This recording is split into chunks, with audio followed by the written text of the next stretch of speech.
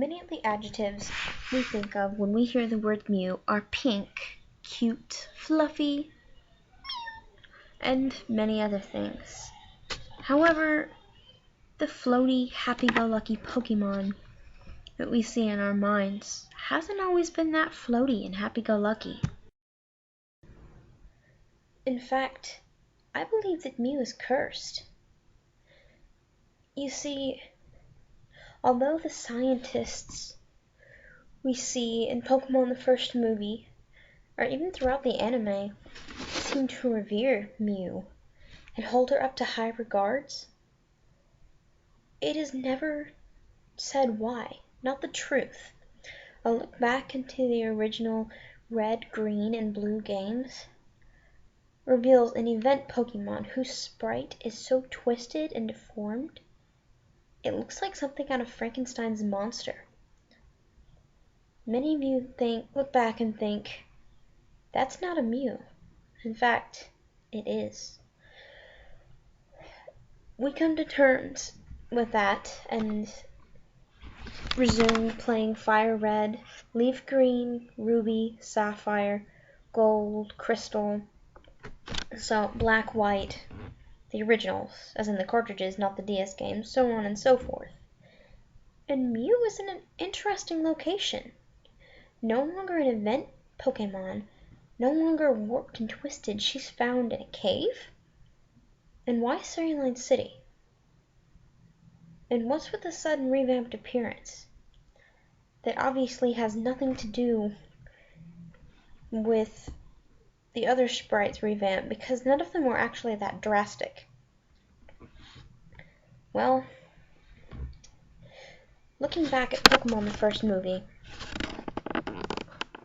we see that they hold up this fossil that they say contains Mew DNA. This fossil is in fact the vertebra of a failed Mew experiment. Mew is not a legend or ancient at all. In fact, she was born, or rather created, in much the same manner as both Mewtwo and Ditto. However, this Pokemon came about looking like a warped fetus. There was nothing good about this Pokemon. She was weak, unusable, and would have just died. The head scientist at the same time he created Mewtwo, was experimenting on his own daughter. He had somehow obtained a bit of her soul. Now, this isn't an OVA, an untraditional film. It is revealed that his daughter was laid to rest in a cave. Supposedly, this is the same cave in which he and the other scientists in this laboratory, disposed of all of their failed experiments, aside from the Dittos that still reside in the old chateau. This says, or tells me, this is where he disposed of poor innocent Mew.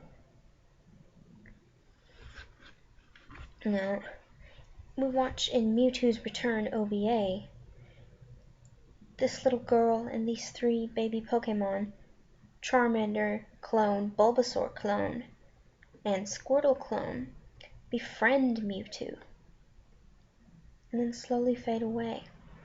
What has happened when the little girl fades away? She has given her spirit to the poor disheveled Pokemon that has been left behind in the cave she was stuck in to suffer. This has turned Mew into the bright, loving Pokemon we know today. Because at heart, she's not really a Pokemon. Just a poor little girl left to wander in a cave so dark it's only accessible with flash.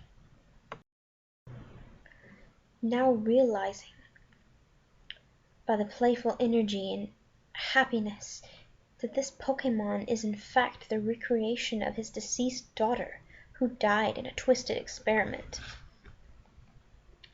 The scientist is forever seeking Mew. Who knows what other horrible experiments take place behind his closed doors.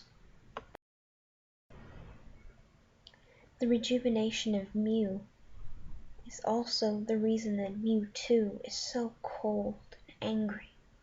It is the reason why he hates Mew, hates his existence.